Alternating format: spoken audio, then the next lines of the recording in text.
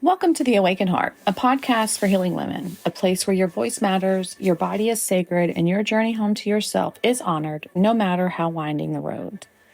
I'm Autumn Moran, and I am passionate about supporting women on your healing journeys. If you've been here before, if this is not your first episode, welcome back. Thank you for listening. Thank you for tuning in. If you're new here, I am a licensed professional counselor in Texas. I provide trauma-informed therapy for clients in my private practice, specializing in work with neurodivergent women and trauma survivors. For women outside of Texas or those looking for additional support alongside their therapy, I also offer life coaching programs that include somatic healing coaching and an unmasking journey for late diagnosed neurodivergent women. My somatic coaching is designed as a complement to traditional talk therapy. It helps you bridge the gap between cognitive understanding and embodied healing through nervous system work, body movement, breath work, and some other integrational tools. Whether you're working through trauma, discovering your authentic self after years of masking, or maybe both, my goal is to help you not just understand your story, but to feel genuinely safe and at home in your own body. New episodes drop every Wednesday and Friday, so be sure to subscribe, follow, like, whatever it is so that you don't miss another one. And if today's episode resonates with you, I'd be so grateful if you'd share it with someone or leave a comment, because it helps other women find this space and know that they're not alone in their healing. And that's my goal. So today I wanted to talk about neurodivergence in the sense, in a DSM perspective, in a assessment diagnostic lens. ADHD versus autism versus AuDHD, which is autism and ADHD combined, and trauma. What they look like according to the guidebooks, what the criteria are, what they look like in real life, and just how to go about after that, and what makes all this so confusing. So today, that's what I'm tackling. And it gets confusing because the symptoms overlap a lot. Emotional dysregulation shows up in ADHD, autism, and trauma. Difficulty with relationships also show up in all three. Overwhelm, shutdown, exhaustion, again, that can happen for all four of them. Sensory issues, autism and trauma. Executive dysfunction, ADHD and trauma. So how are you supposed to know what you're dealing with? That's what we're going to do today. I'm going to walk you through actual diagnostic criteria for ADHD and autism from the DSM-5, and then the ISD-11 criteria for complex PTSD, because the DSM does not acknowledge complex PTSD. And then I'm going to translate these criteria into real life, what they actually look like, how they show up differently in women, and most importantly, how to tell them apart when they look so very similar. I'm also going to talk about AuDHD. Again, that's where ADHD and autism combined, because it's more common than people realize, especially in women. And I'm talking about why late diagnosed women so often have multiple things going on at once.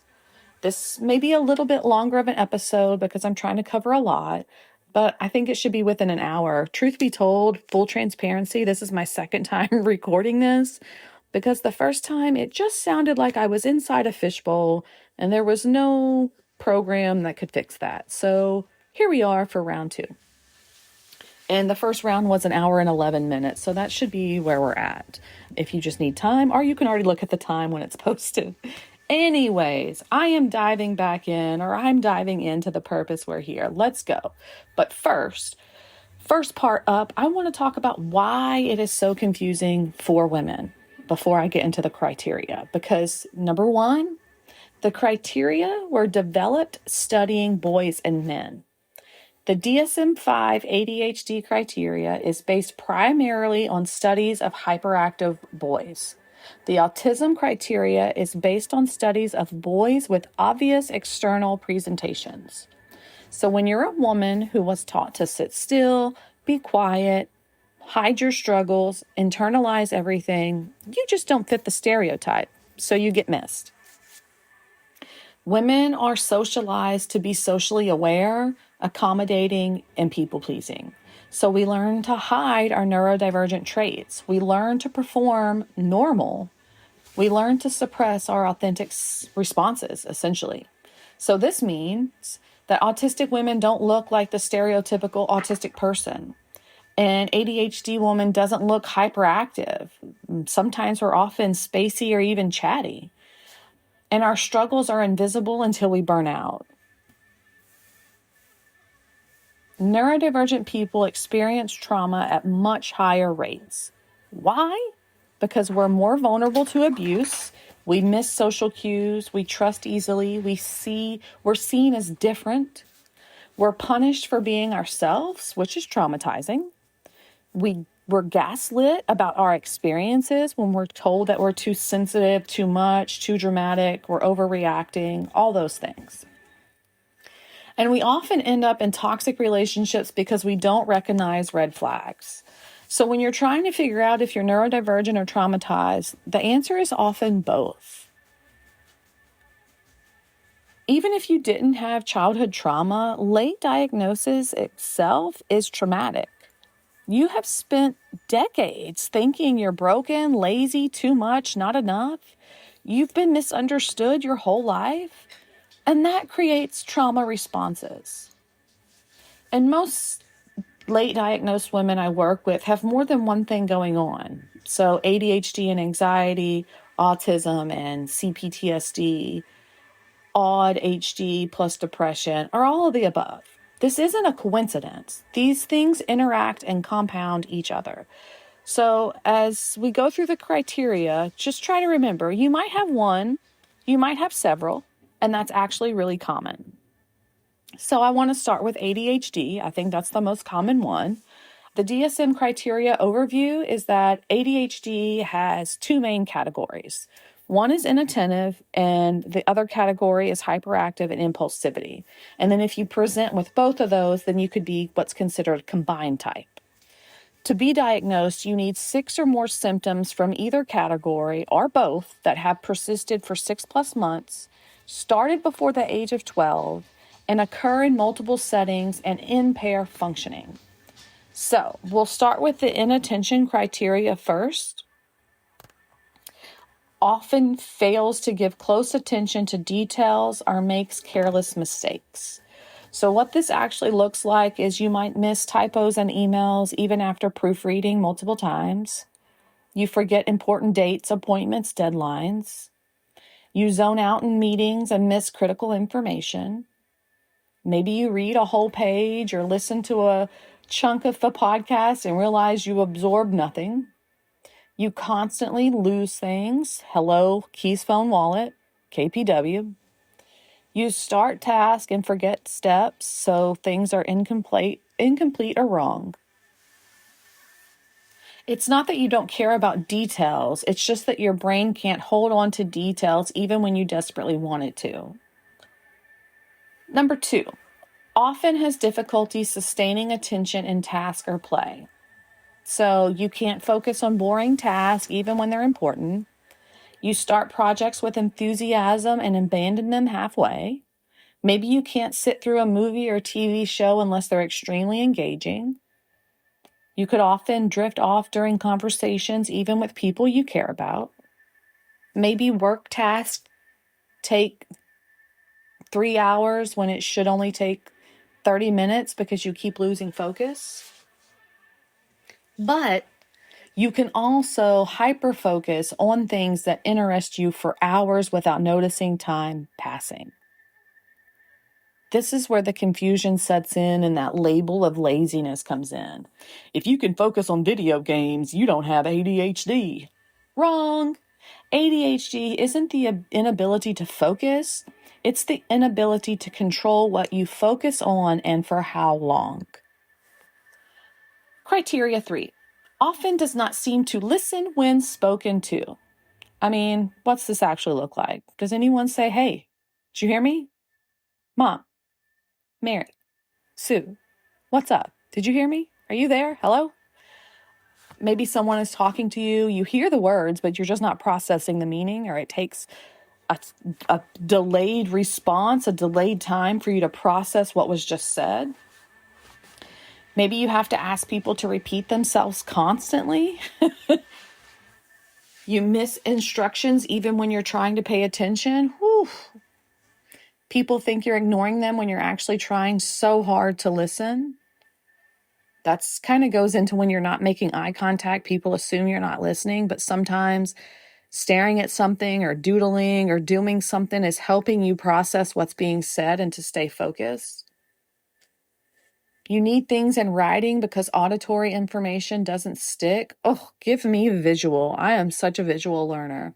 Don't tell me rules because I'm going to forget after you say 3 words on step 1.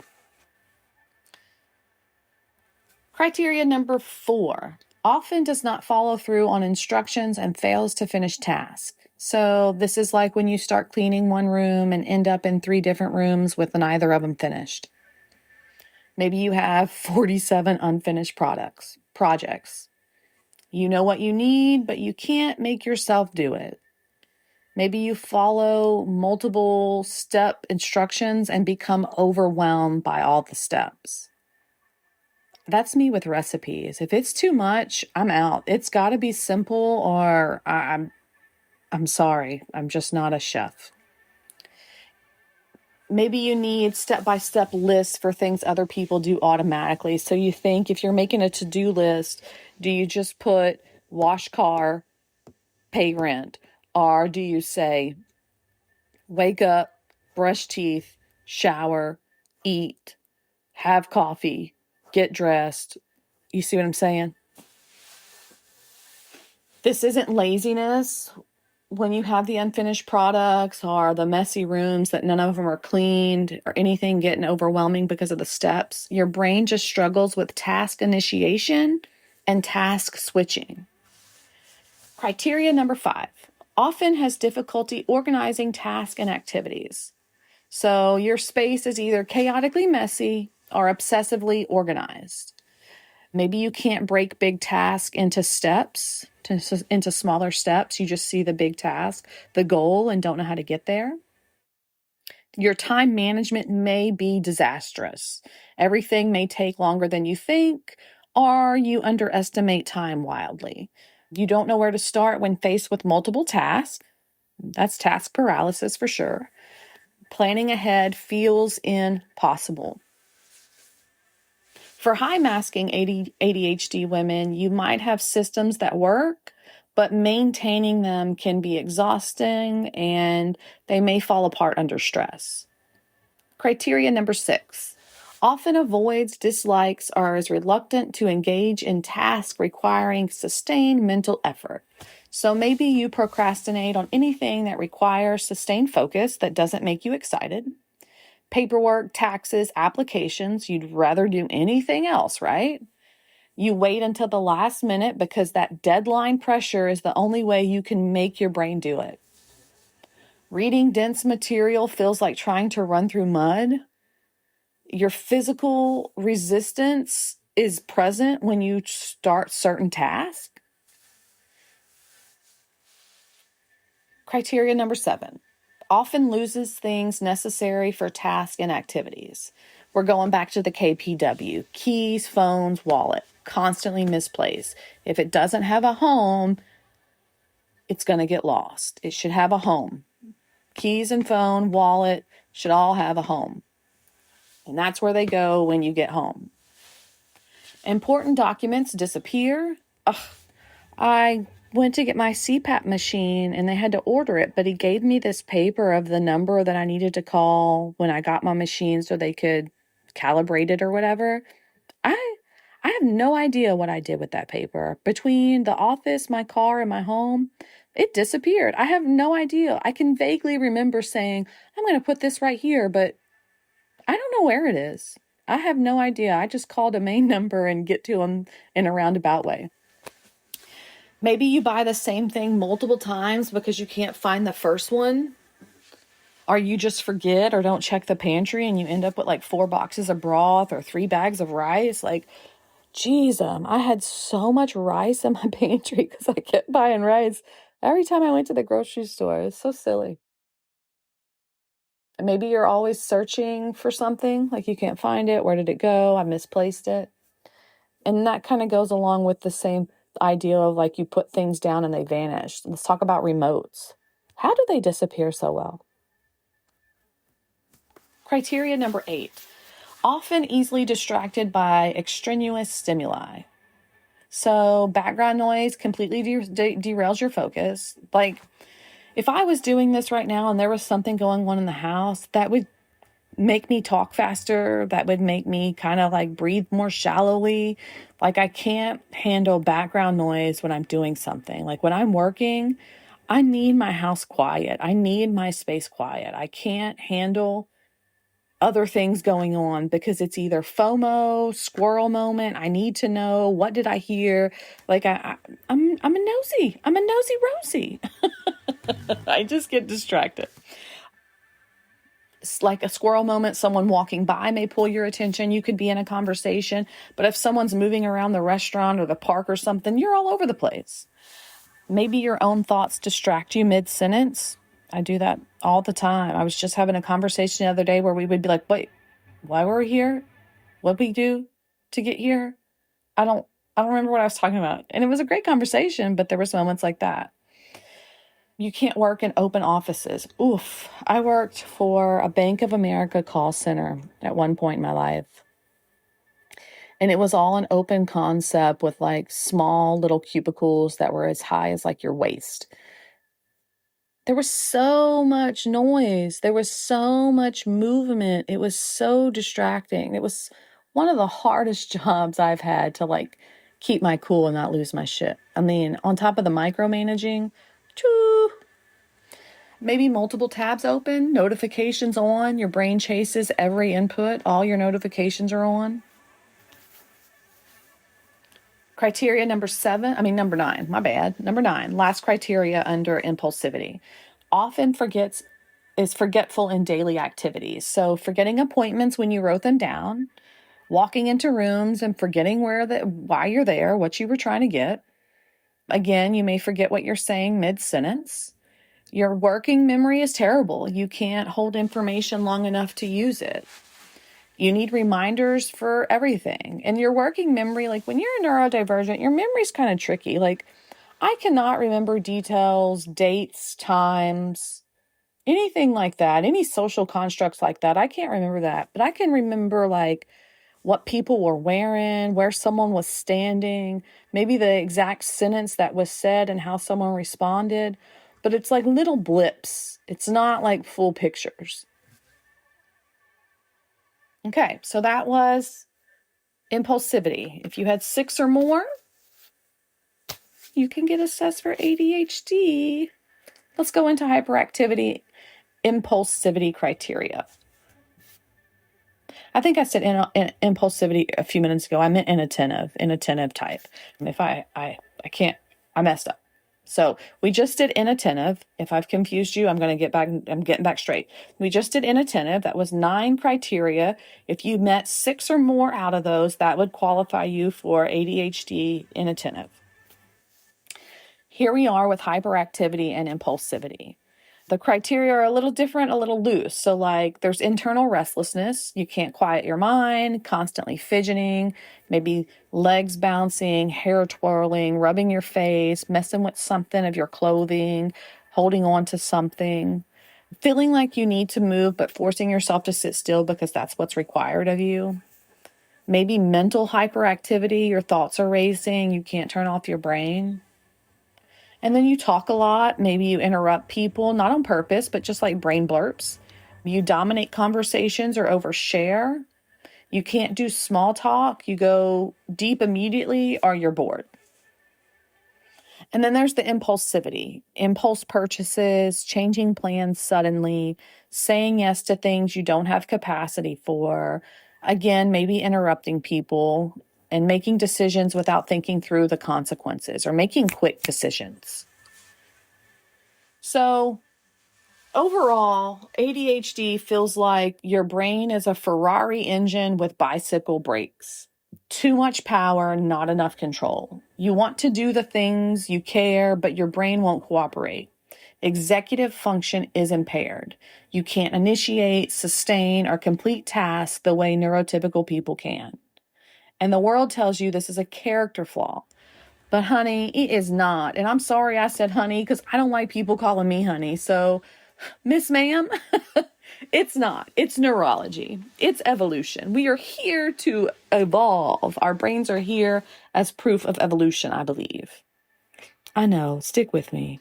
I'm not kooky. I mean, maybe I'm kooky. All right, so what about autism? Again, this is from the DSM-5 criteria. So autism requires persistent deficits in social communication and interaction, plus restricted, repetitive patterns of behavior, interest, or activities. Symptoms must be present in early development, but might not fully manifest until social demands exceed capacity. It causes impairment and not be better explained by intellectual disability. So number one, deficits in social emotional reciprocity. Did I say it? I know that's a word that's hard for me to say. So, abnormal social approach, failure of normal back and forth conversation, reduced sharing of interests, emotions, affect, failure to initiate or respond to social interactions. So this is what this actually says for an autistic woman. Conversations feel like work. Either you're constantly analyzing, monitoring your body language, asking yourself if you're too much, too little, if this is the right response. Can I talk now? Am I making the right eye contact? All that stuff. And also the replay, like afterwards, what did I say? Did I say too much? Oh, I said too much. All that. You can have deep conversations about topics you love, but the small talk is torture. Like, I'm not going to talk to you about a football game, but I'll talk to you about like plants talking to humans telepathically. That sounds fun. Did you hear that? Have you talked about that or have you learned about that? Or like healing herbs. Okay, Chinese medicine. I can talk about really interesting things and really heavy things, but I don't want to talk about sports or celebrities or things like that. You naturally don't know when it's your turn to talk. It's just like what I said a little bit ago. Like, can I speak now? Am I saying it now? Is it a right time? And you either overshare or share nothing. So like either you're silent or if someone picks up on your, like a good topic of yours, something that you have an interest in, you'll be talkative. But if it's not anything that's part of your special interest, probably not talking. You miss social cues about when someone is bored or wants to leave. Maybe you feel like you're performing in social situations, never actually connecting, like no natural connection. So this is kind of like, I have friends, but none of them know the real me. That's a good sign that there's masking going on. You might be very expressive around special interests, right? Repeat note, right? And you struggle with unspoken rules of conversation. Like somehow other people know how to engage and do these conversations that make them flow. And then you have your conversations and they feel bumpy, wonky, and awkward. Number two, deficits in nonverbal communicative behaviors. So the DSM says it's poorly integrated verbal and nonverbal communication, abnormalities in eye contact and body language, deficits in understanding and use of gestures, and lack of facial expressions. So what this means for autistic women, what it looks like. Eye contact can be uncomfortable or painful, but maybe you force it because you're supposed to. You don't naturally use or read body language. Maybe your facial expressions might not match your tone or your emotions. You're told that you have resting bitch face or seem cold. Oh my gosh, I used to get this a lot around my family of origin. If I was just sitting watching TV, I was just engrossed in what I was watching, and they would be like, "What's wrong with you? Are you mad?" Bitch, I'm mad now. Like, what are you talking about? I'm in my own world reading or watching TV. Like, what is going on? Like, why would you bother somebody because their face looks a certain way? Like, what in the friggin' frack? Maybe you don't understand unspoken social hierarchies or cliques. I get you there. You're confused by social politics and games. Especially in the workplace, right? Like, how to behave and dress and be and like assimilate yourself so that you don't stick out and you don't lose your job.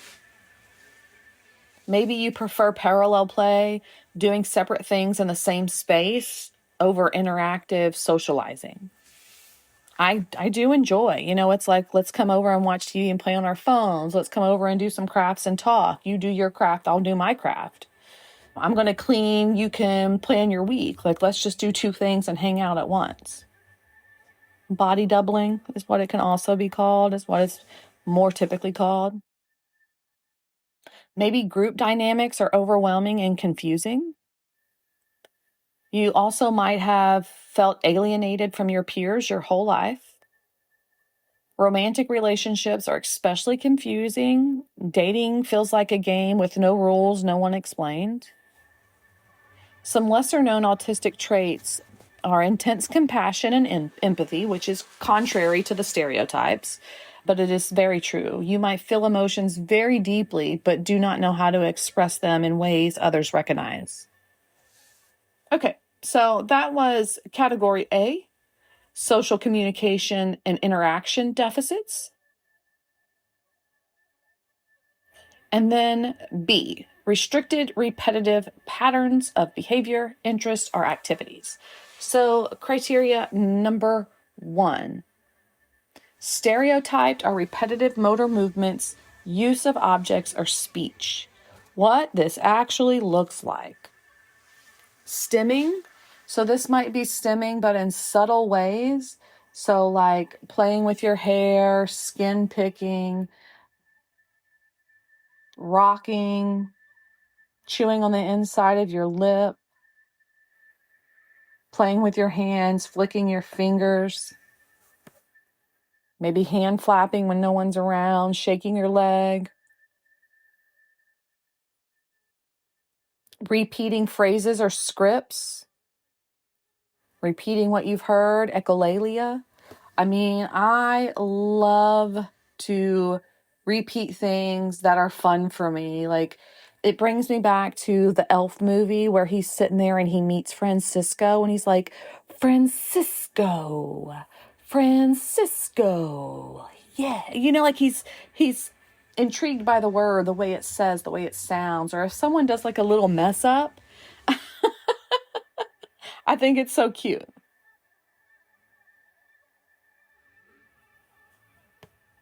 I love it.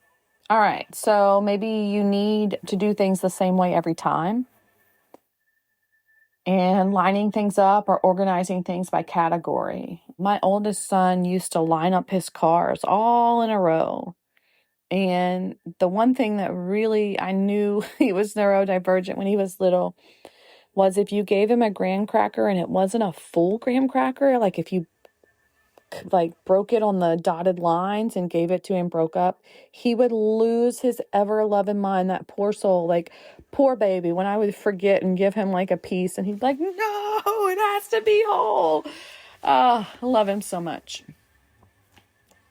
For high masking women, you might suppress obvious stims in public, but do them in private, or you've replaced them with acceptable stims, fidgets, or jewelry. Think about like licking your lips, moving your tongue, doing something with your face, playing with your fingers so no one sees it, having hands in pocket, things like that. Number 2, insistence on sameness, inflexible adherence to routines or ritualized patterns. So you need routines to function. Morning, evening, work, all those need routines.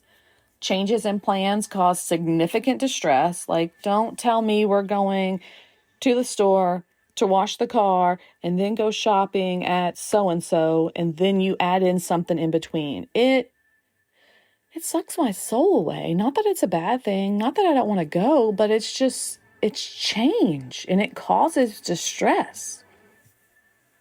Maybe you eat the same foods, take the same routes, follow the same patterns. I love my same foods. I eat my favorite food for a while, then it gets old, I get burnt out on it, and I find another favorite food, safe food. Right now, it's me making these omelets, but I call them scrambled omelets because I'm still learning how to make a pretty omelet. But it has all kinds of goodies, bell peppers, onions, cheese, turkey, Canadian bacon, a little healthier, and 2 eggs. So I get like 30 grams of protein, whoop, whoop, and I enjoy it. So I love it. Transitions are hard, stopping one activity and starting another. So like if I was doing this and my son came in and said, we got to go or something, I would be so disgruntled. Like it just interrupts me. Not because I'm mad at him, not that I'm mad at all. It just is like, I didn't plan for this. So unexpected changes maybe can feel like your whole day is ruined or the moment is ruined. Maybe you need advance notice for changes. And rituals help you feel safe and regulated. My ritual is getting into comfy clothes, grabbing a book, or turning on a safe show and getting a snack or just snuggling up with my pets.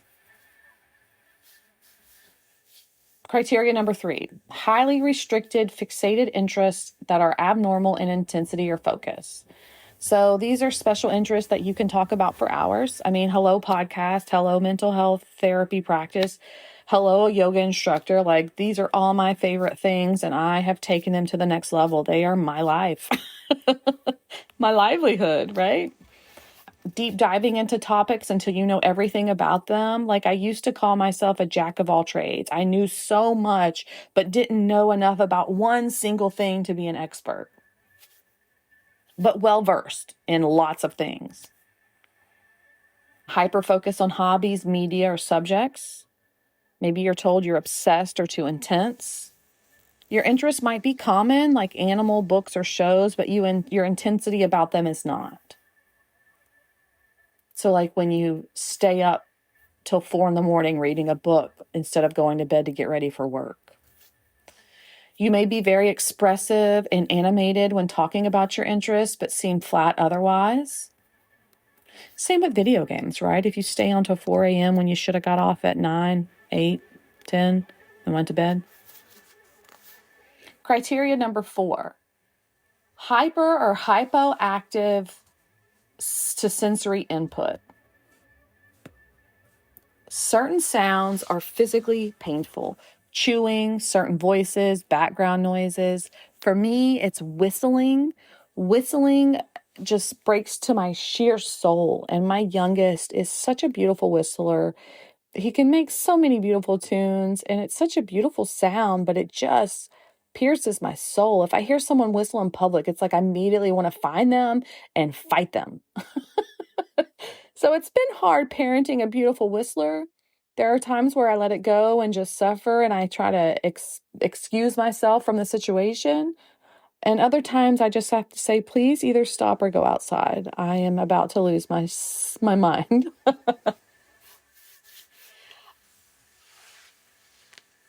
Where am I? I'm looking for my notes. We said sounds. Textures of clothing, food, surfaces matter intensely. I am at 100% cotton gal. I mean, I'm trying for 100% cotton, but right now my wardrobe is like either 60, 70% cotton, 30, 40% plastic. So I'm really working on getting everything 100% cotton because that feels good on my skin and I know it's healthy for my skin. Textures of food. Mine's color for me and texture, but color really. If the color's off, if the color's even green, oof, I cannot handle it. Bright lights are overwhelming. I'm allergic to bright lights. I'm allergic to LED lights. Like I cannot stand fluorescent or LED lights. Like that just takes me out. I need incandescent lights, old school lights, or lamps. Like right now we have Christmas lights kind of hung up all in the house and it's given like a nice little orangish glow and I don't have to turn on my overhead lights so much. When I'm alone, I don't have to turn them on at all. When my youngest is here, all hands on deck. Lights are on everywhere. He needs lights. He likes the lights. Maybe you're very sensitive to smells. You might need pressure. Think about like weighted blankets or tight hugs. Or you might have the complete opposite where you can't tolerate touch. You might seek sensory input, so like spinning, jumping, loud music, or you might avoid it altogether. So it could be either or. And it could be a little bit of both if you're AuDHD, right? And sensory overload leads to shutdown or meltdown.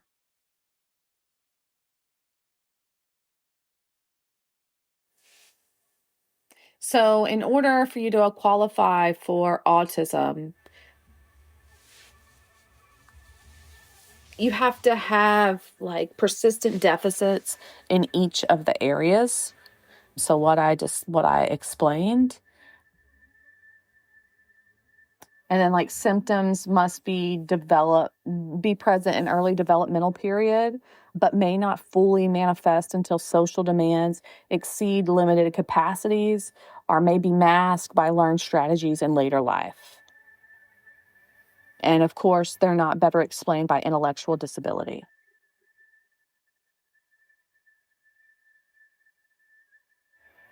So common autistic meltdown triggers: sensory overload, feeling misunderstood, fears coming to life, injustice, feeling overwhelmed or underwhelmed, feeling trapped, change and newness, emotional turmoil, and unmet needs. So overall, when you think about what it feels like to be autistic, the world is too loud, too bright, too unpredictable. Social situations feel like everyone else got a rule book you never received. You're constantly overanalyzing, masking, trying to fit in, and that's exhausting. You're not bad at socializing. You're socializing in a language that's not your native language all the time with no break.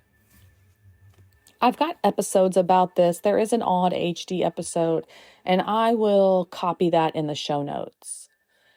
All right, so I just spoke about, that was autism. So that was autism. It's very different when it comes to the criteria than from ADHD, but you get it. You get the persistence of some of the behaviors. If you are curious, if you have autism and you kind of resonated with all the listings and explanations, Embrace Autism is a good website to go to take some quizzes. So I want to talk about when both of them collide, autism and ADHD, AuDHD, because it's way more common than people realize. Research shows that they co-occur at high rates. Some estimates say 50 to 70% of autistic people also have ADHD traits and vice versa. Why? Because they share some underlying neurological differences, and when you have one, you're more likely to have the other. Having both tends to create an internal conflict because ADHD and autism want opposite things. Autism says stick to the plan, do it repeatedly, be predictable because that's safe, do one thing at a time, don't change what already works. And ADHD says blow up that plan, I can't even get started, predictability is boring, start everything at once, change is exciting, more stimulation, I need more. So there's a push and pull. And the way I describe it is I'm consistently inconsistent and I'm a free-spirited robot. I follow rules, I have routines, but they can disappear at any moment. I can change them at any moment. I can add, subtract, do everything new in any given moment. I am a free-spirited robot. So understanding you're not failing at being autistic or failing at having ADHD, you have both. The conflict is internal and real. And what you need is flexible routine. So if you think about what you've heard dopamine menus, low, medium, high dopamine days, like if it's a low day, this is what I'm going to do. If this is a medium day, this is what I'm going to do. High, this is what I'm going to do. And no matter what you choose, it's all fabulous. There's no wrong in it. You just honor your capacity. You accommodate for both. You can have noise canceling headphones and fidgets. And it's very important to have self-compassion when the two are at war. And you need support systems that understand both, whether it's family, friends, therapists, support groups, life coaches, all kinds of things like that, massage therapist, Reiki person, whoever your support system is. So, very short on ADHD because I went through autism and ADHD. So you can imagine it's a little bit of both. It's a little bit of a conundrum. It's a little bit of opposites attract. It's a little bit of confusion. You want to make this big plan. You make this big plan. You set it down in writing and the next day comes and you just can't do it. You failed. It's the AuDHD. Be gentle with yourself. Start smaller. All right.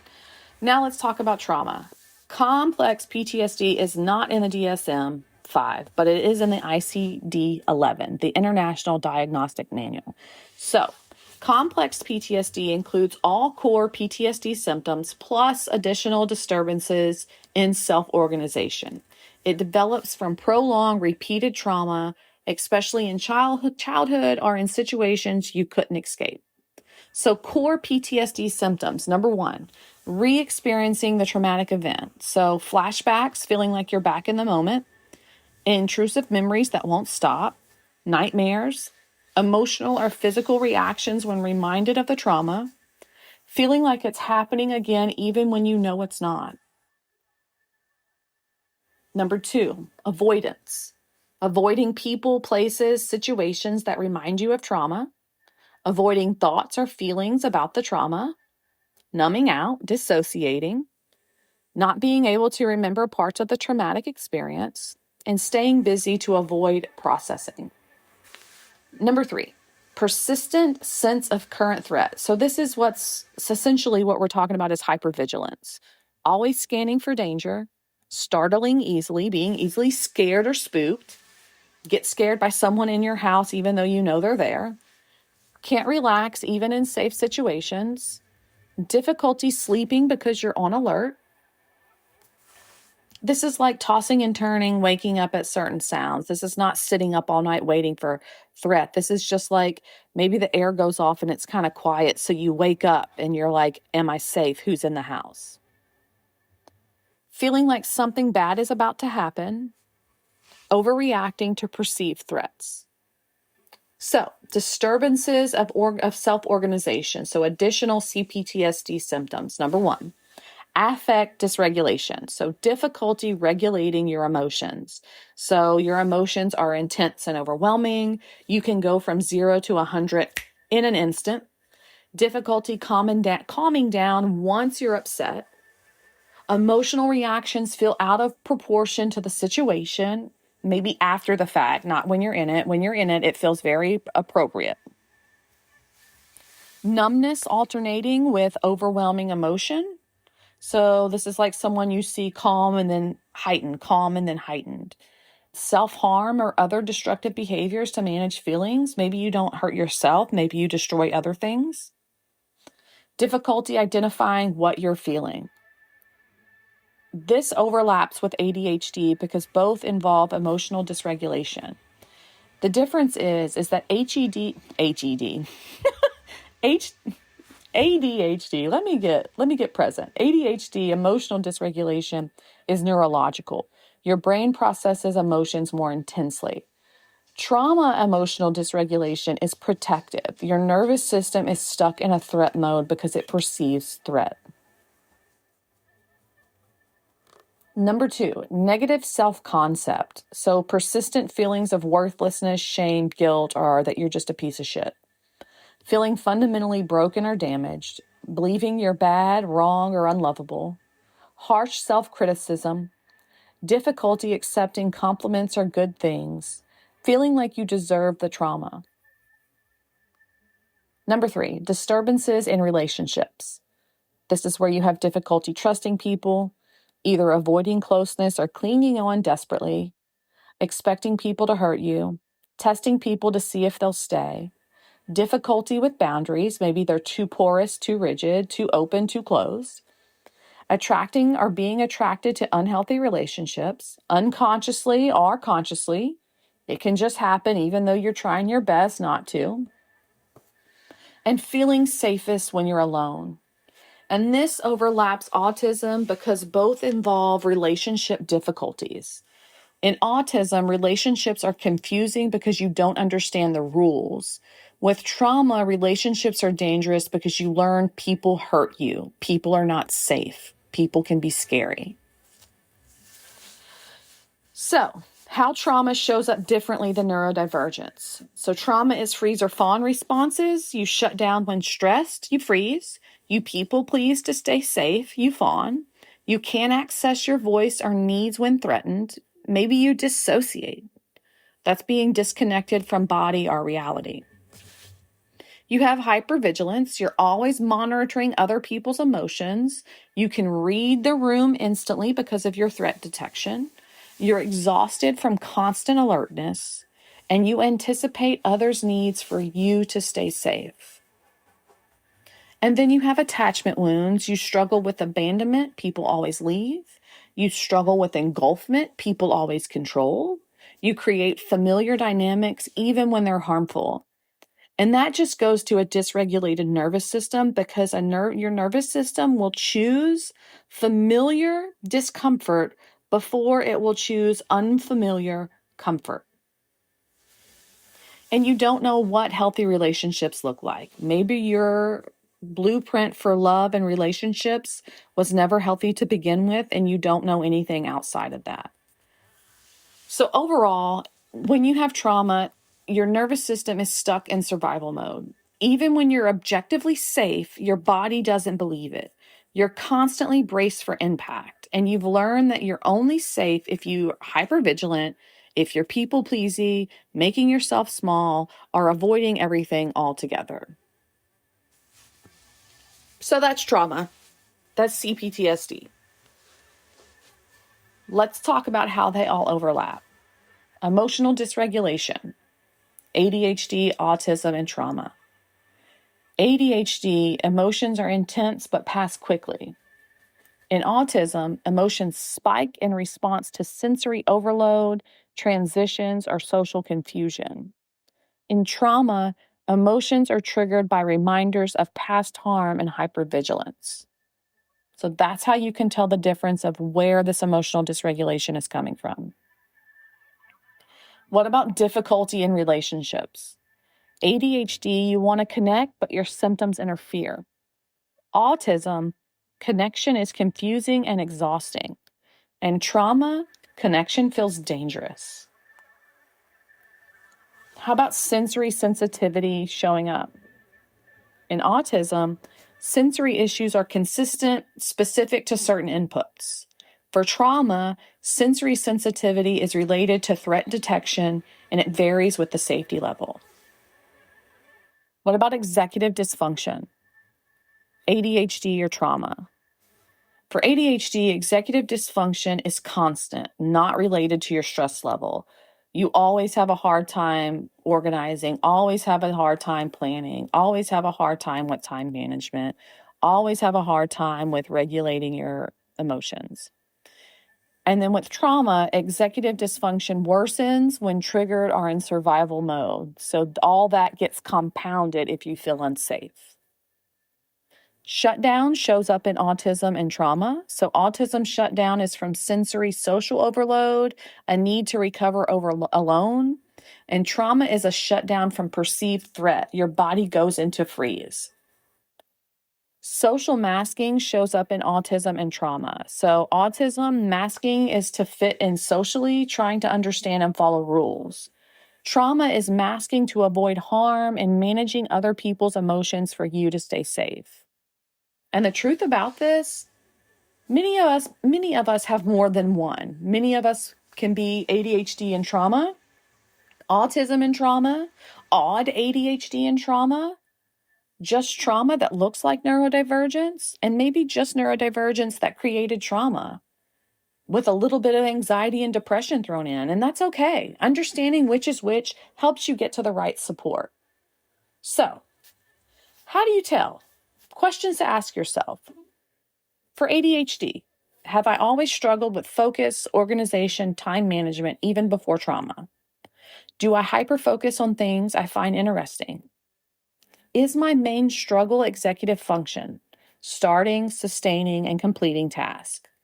Do stimulants help me focus and calm down? Coffee or medication? Do I feel like I have a Ferrari engine with bicycle brakes? For autism, have I always felt different from others, like everyone else got a manual, I didn't? Do social situations exhaust me even when they go well? Do I have intense interests I can talk about for hours? Are sensory experiences, sound, textures, lights, a big part of your daily experience? Do you need routines and predictability to feel okay? Do you take things literally and miss social cues regularly? When I say I am a literal person, I take rules and people so literal. Literal. For AuDHD, do you experience the push and pull, the need for routine but can't keep it, the need for stimulation but getting overwhelmed? Do you have traits of both that seem to fight each other? This is where we're consistently inconsistent, that free-spirited robot. Do you hyper-focus on special interest but can't focus on boring tasks? For trauma, CPTSD, did my struggles start or worsen after a specific traumatic experience? Is my primary issue feeling unsafe in my body or in relationships? Do I have freeze or fawn responses? Am I hypervigilant? Am I always scanning for danger? Do I struggle with shame, worthlessness, feeling fundamentally broken? Do I recreate unhealthy relationship patterns? So timing matters and it doesn't. It doesn't, it doesn't. It doesn't, it doesn't. Neurodivergence is present from early childhood, even if you didn't know it. Trauma is developed after traumatic experiences, though might have started in early childhood. So here's the complication. Neurodivergent kids often experience trauma because they're neurodivergent. So timing doesn't always help. So what helps for ADHD? Medications, whether it's stimulation or non-stimulant, stimulant or non-stimulant meds. External structures, that is like apps, planners, notes, whiteboards, body doubling, and accommodations for executive functioning. Autism, what you need or what helps is sensory accommodations, social scripts, alone time, and routine. Trauma therapy, CPT, EMDR, somatic work, nervous system regulation, learning to feel safe in your body and in your life and in your home, in everything you do. If ADHD medication helps you focus but doesn't touch your social confusion or sensory issues, you might be AuDHD. If therapy helps you process trauma but you still can't organize your life, you might have trauma plus ADHD. So please get assessed by someone who understands how these present in women, how they overlap, and how masking hides the symptoms, and how late diagnosis is affecting you, can affect you, and does affect you. But also, if you can't access assessment, if it's too expensive, if the wait lists are too long, many places don't diagnose adults, self-diagnosis is valid, especially for autism and ADHD. You know your brain, you know your experiences. If the criteria fit, trust yourself. So research shows that 50 to 70% of neurodivergence is overlapping because shared genetic factors, shared neurological differences, when you have one, you're more likely to have the other. And we experience trauma at higher rates because we're more vulnerable. We miss red flags. We trust easily. We're punished for being ourselves. We're gaslit, too sensitive, we're overreacting. We end up in abusive relationships. We're bullied, excluded, misunderstood. So if you're neurodivergent, you're likely to have trauma too. And even if you didn't have childhood trauma, spending 20, 30, 40 years thinking you're broken, lazy, too much, that's traumatic. You've been masking. You've been trying so hard. You've been failing at things that seem easy for everyone else. And you've internalized that something is fundamentally wrong with you. And that there, my dears, that creates shame, negative self-concept, difficulty trusting yourself, and relationship struggles, which look a lot like CPTSD symptoms. Women are diagnosed late because we're not the stereotype. We're not hyperactive boys. We mask better. We've been socialized to perform differently. We're dismissed. It's just anxiety. It's just depression. You just need to rest. Providers miss it because they're looking for the male presentation.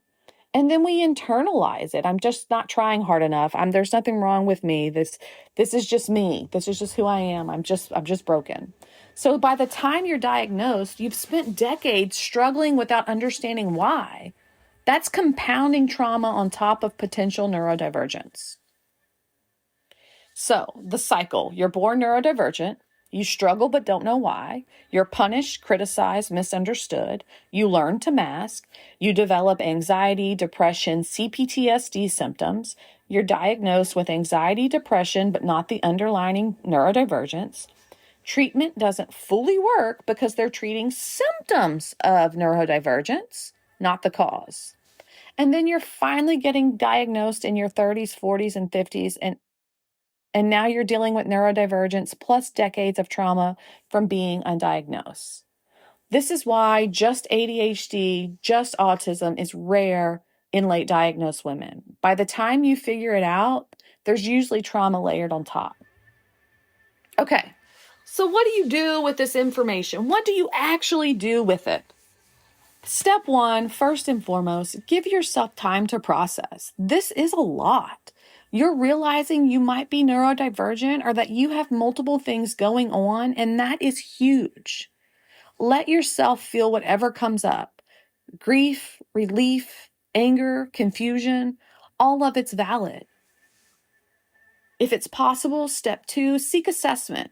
Or go to Embrace Autism and take some assessments for yourself. Self-diagnose or get diagnosed, especially if you need workplace accommodations.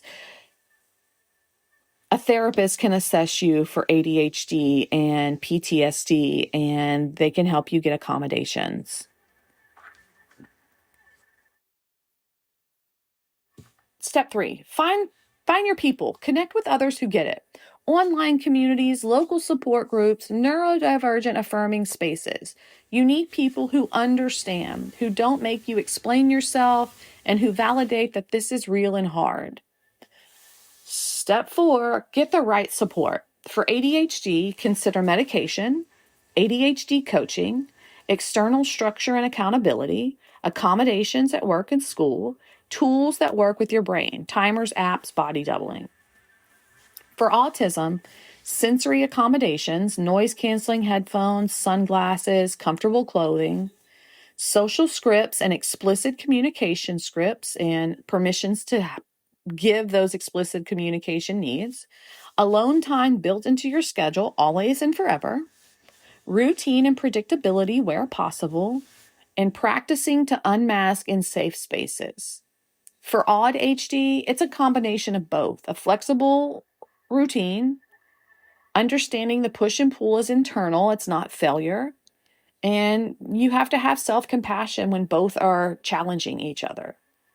For trauma therapy, CPT, EMDR, somatic experiencing, IFS, nervous system regulation, get you a life coach that honors the nervous system regulating part and embodied coaching practice.